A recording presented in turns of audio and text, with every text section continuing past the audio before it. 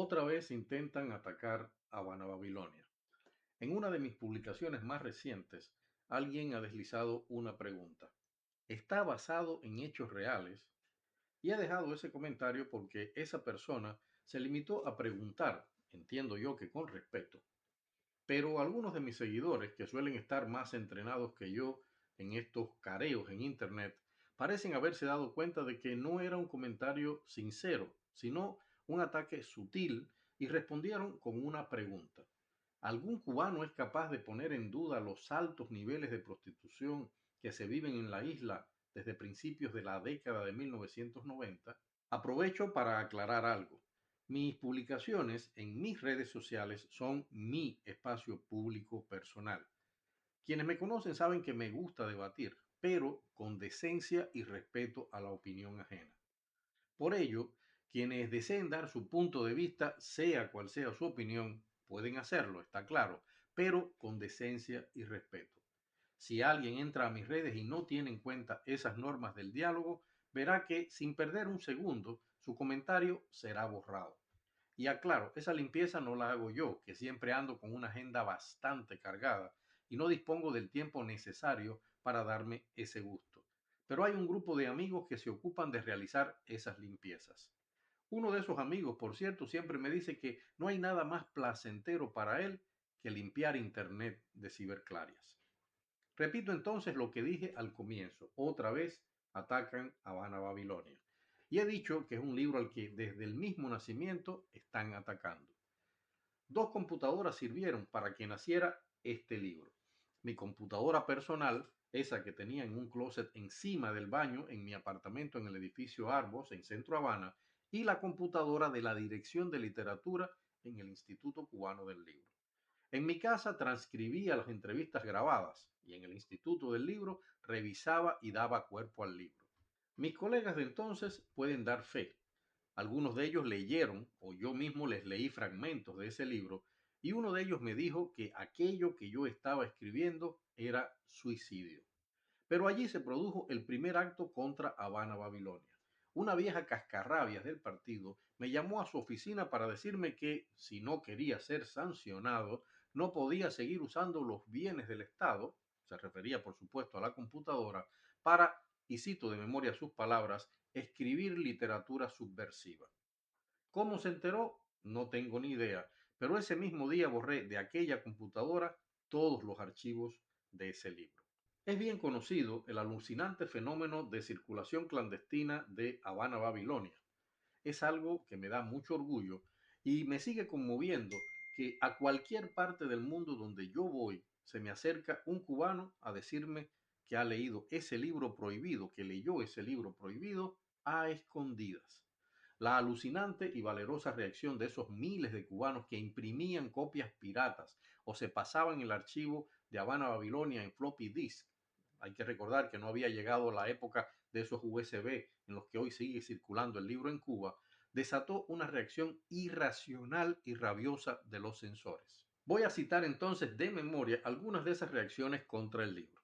Primero, comenzaron a cerrarme todas las puertas para que yo me ganara el sustento como escritor. Me bloquearon totalmente. Primero en el mundo cultural y luego en otras áreas de mi vida, incluso llegando a las más privadas con amenazas a mi esposa y a mi hijo mayor. Casi me llevan a juicio por difusión de propaganda enemiga a través de Internet. Por suerte para mí no lograron hacerlo gracias a la intervención de mi agente literaria, la alemana Raigu de Mertin, quien dejó claro internacionalmente que la circulación clandestina del libro en la intranet cubana era el resultado de un acto de piratería en el cual obviamente yo no tenía ninguna responsabilidad. Por ese tiempo, en una reunión sobre el libro con el periodista Julio García Luis, que entonces era presidente de la Unión de Periodistas de Cuba, se me hizo saber que se inhabilitaba mi título de graduado de periodismo por uso indebido de las prerrogativas como periodista y que por ello quedaba inhabilitado para ejercer la profesión en Cuba. Hasta hoy, hay que decirlo, desconozco si la primera parte de esa medida, la retirada del título, es decir, la expulsión del gremio, se hizo efectiva. Porque en un futuro encuentro que tuve, cuando coincidí con Julio García Luis en el aeropuerto de Sao Paulo en 2001, me pidió que compartiera un secreto. A él le parecía un exceso y una injusticia la censura contra Habana Babilonia y por eso, me dijo, le eché un poquito de agua al dominó. Lo cual, lo sabemos, en buen cubano quiere decir que intentó salvarme el pellejo, minimizando el problema con una estrategia que él sabía infalible. En la UPEC tenemos otros asuntos más importantes para perder el tiempo en un librito menor. Fueron sus palabras a sus colegas censores. Y finalmente, por culpa de este libro de Habana Babilonia, y justo es decirlo, por otras insurrecciones personales que censores y represores no podían perdonarme, alguien concluyó que mi dañina influencia intelectual sería menos peligrosa si me dejaban lejos de la isla. Así que se preparó toda esa estrategia burocrática que impidió mi regreso a Cuba luego de mi viaje a España en octubre de 2005, desterrándome literalmente. Los ataques no han parado. Desde Cuba, algunos funcionarios y comisarios de la cultura han insistido año tras año en lanzar comentarios al estilo de Amir Valle busca el escándalo y la resonancia internacional hablando y escribiendo contra la revolución. Las ciberclarias se cuelan en mis publicaciones, incluso en aquellas donde presento algunas de mis obras que nada tienen que ver con Cuba. Y ya sabemos, las ciberclarias tienen una agenda muy clara: atacar, denigrar, ofender, sembrar dudas. Y hasta han intentado acercamientos. Uno de ellos, un reconocido escritor cubano que habían designado como agregado cultural de una embajada cubana acá en Europa, me transmitió un mensaje del poder. Me mandan a decirte que si moderas tus ataques contra la revolución, ellos pueden valorar permitirte la entrada al país para que puedas ir a visitar a tus padres. Chantaje que por supuesto no acepté, aunque me costó no poder despedir a mi madre en su lecho de muerte. Pero regresemos a Cuba porque hay una anécdota sobre este libro que merece ser contada. Una anécdota que ratifica mi convicción de que la realidad siempre supera cualquier ficción.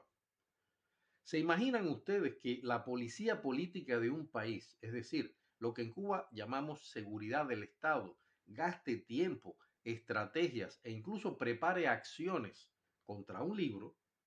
Pues eso pasó con Habana Babilonia. Lo cuento en este otro libro, El compañero que me atiende, que es una recopilación de historias reales de cómo la seguridad del Estado intentaba controlar a los escritores. Casi 60 historias reunió el escritor Enrique del Risco en este libro a partir de los testimonios de escritores cubanos en ese gardeo a presión que la seguridad del Estado nos tenía.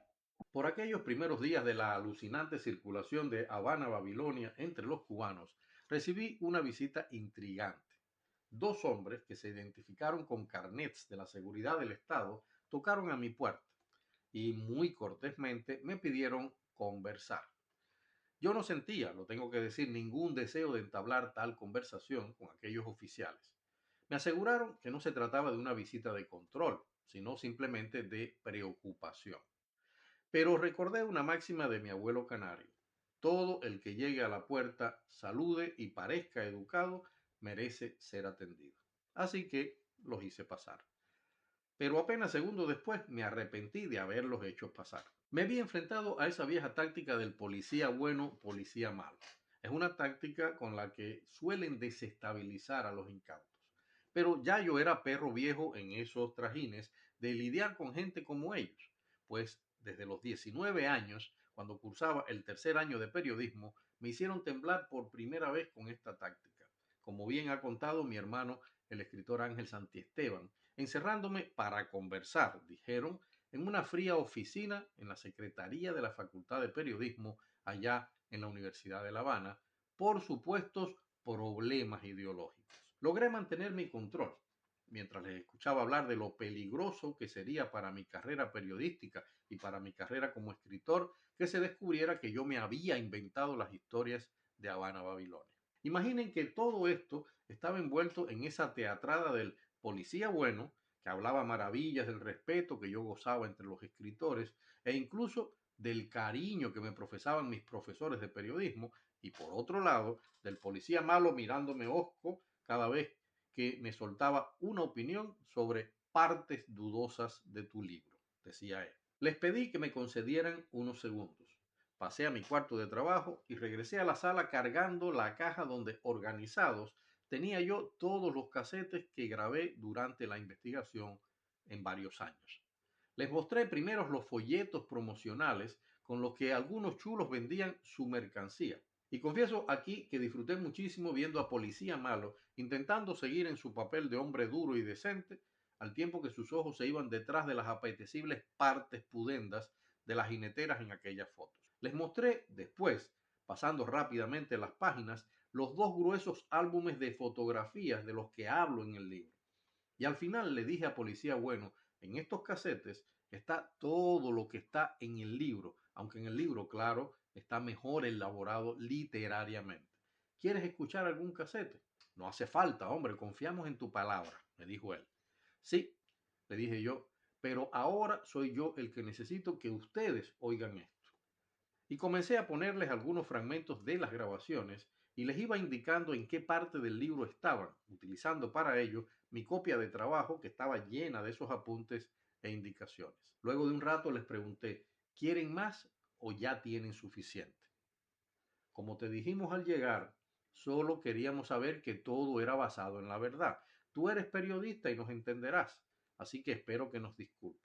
Lo importante es que como periodista tú sabes que con la verdad en este país se gana cualquier batalla. Puede responderse tamaño cinismo y especialmente viniendo de quienes se ocupaban precisamente de que el deseo de dar a conocer la verdad se convirtiera en un oficio peligroso en Cuba. En ese momento, por mi cabeza pasaba una sola duda.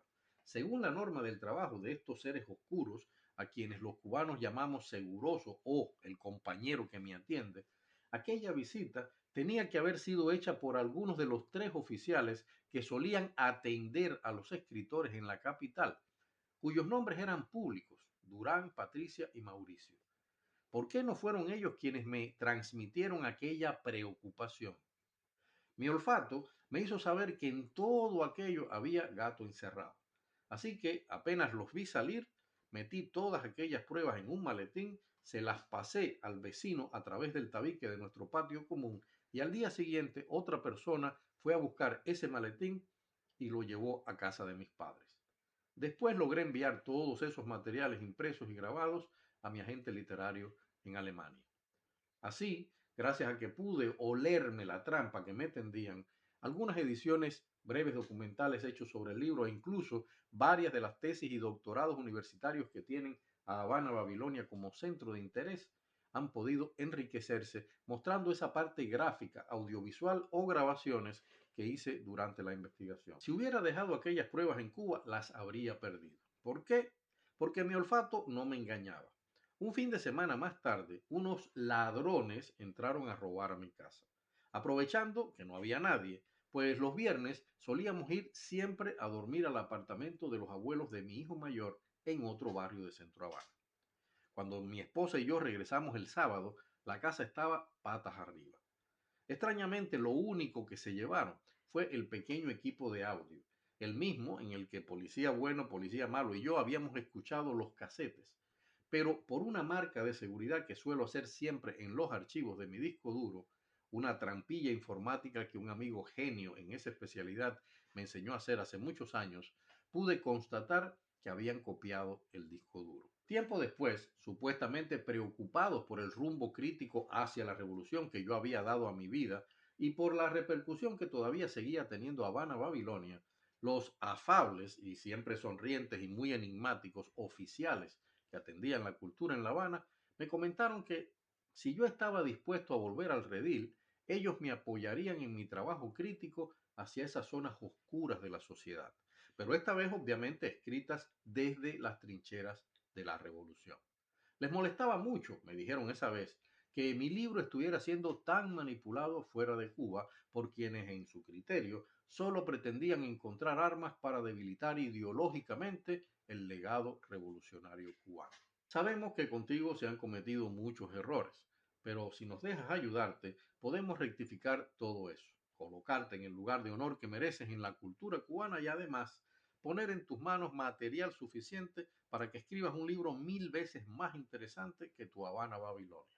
Te puedo asegurar que ese sí podría ser un bestseller mundial, me dijo uno de ellos. Por supuesto que no cedí a un chantaje tan burdo. Por un lado, estaba decidido ya a no rendirme precisamente por la cantidad de muros, trampas y represiones perpetradas para aplastarme. Eso que aquel hombre llamaba simplemente errores cometidos. Pero por otro lado, a esas alturas de mi vida estaba harto del tema.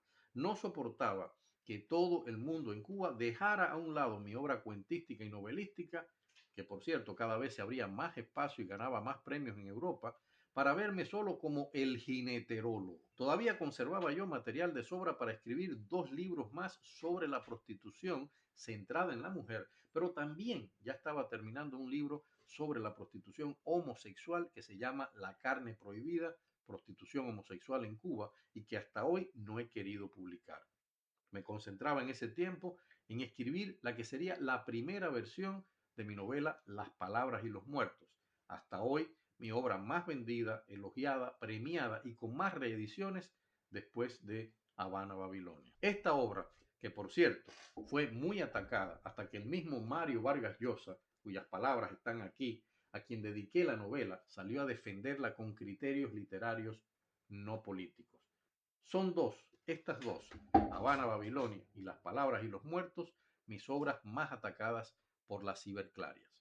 Quienes me conocen saben que no suelo responder a esos ataques por una sencilla razón.